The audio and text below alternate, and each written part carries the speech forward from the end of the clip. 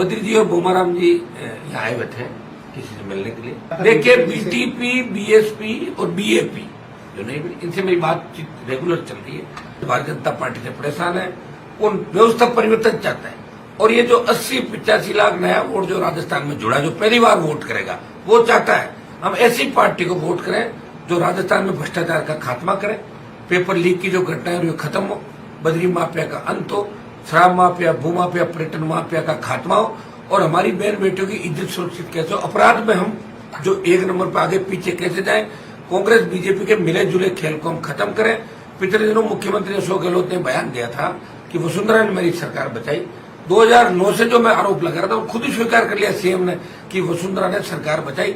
ये मिलाजुली का खेल जो चल रहा है और दिल्ली के खिलाफ जिस तरह नौजवानों के अंदर गुस्सा, अग्निपथ को लेकर, किसान बिलों को लेकर किसान नाराज है, बढ़ती महंगाई, राजस्थान की ईआरसीपी, विशेष राज्य का दर्जा जो पेंडिंग है, आप देख रहे हो ये आरएलपी की ललकार का ही परिणाम है कि मोदी हर तीसरे दिन यहाँ आ रहे हैं। प्रधानमंत्री को हर 3 दिन बाद राजस्थान आना पड़ रहा है।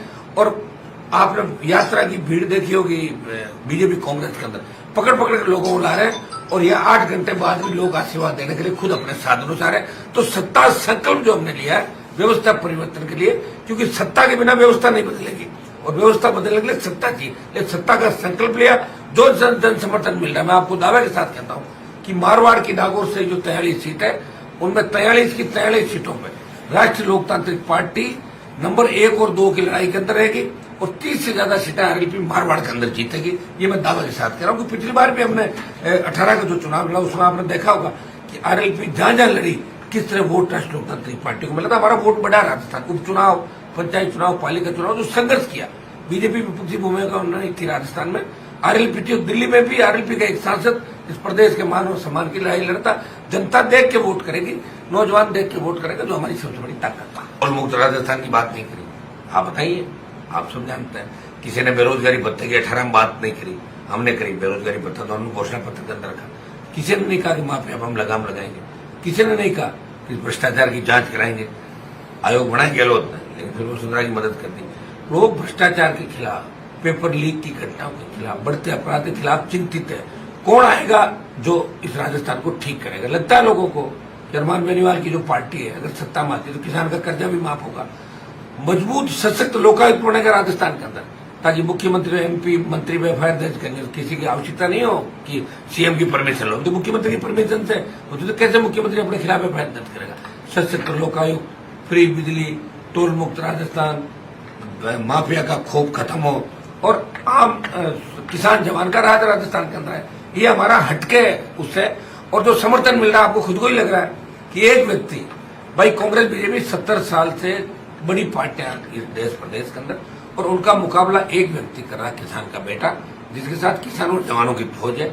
उसके अलावा न तो संसाधन है न कोई दूसरे साधन है, फिर भी लड़ाई लड़ रहा हूं मैं, मजबूती के साथ लड़ रहा हूँ लड़ाई। क्या किसी देखिए, बीटीपी, बीएसपी और बीएपी जो नहीं मिली, इनसे मेरी बातचीत रेगुलर चल रही है और हमारी कुछ शर्तें भी नहीं है। हम चाहते हैं कि 80 लाख वोट जो 18 के अंदर मिला था, 1,39,00,000 कांग्रेस पार्टी को, 136 बीजेपी को, 80 लाख हम सबको मिला था।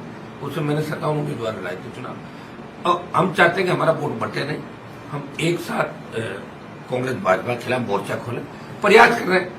गठबंधन हो जाता तो ठीक है और नहीं होगा तो 200 सीटों में राष्ट्रीय लोकतांत्रिक पार्टी मजबूती के साथ चुनाव लड़ेगी। इस बार थर्ड फ्रंट तो हमें है ही राजस्थान में, अभी थर्ड फ्रंट हम ही है।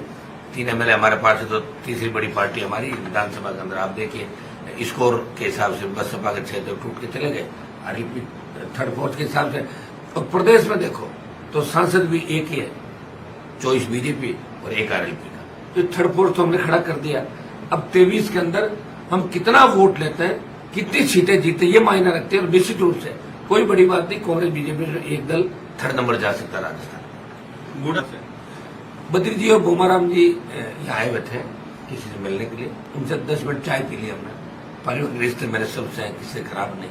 2-4 लोगों से खराब है राजस्थान के अंदर, तो वो तो कांग्रेस पार्टी के बड़े नेता है, वो यहाँ आए हुए थे और उनसे मेरा प्रेम है। अगर वो नागौर में हो कहीं तो हम भी मिल लेता है। मिलना जुलना राजनीति के अंदर चलता रहता है। हम शादी ब्याह मिलना जुलना ये तो हम सब लोग आपस में करते हैं, पॉलिटिकल कोई चर्चा नहीं। बोमाराम जी मेरे पार्टी के वरिष्ठ नेता है ओडिशा के अंदर, वो दोनों किसी काम के लिए साथ आए थे, दोनों की मुलाकात एक साथ योग सहयोग बन गया।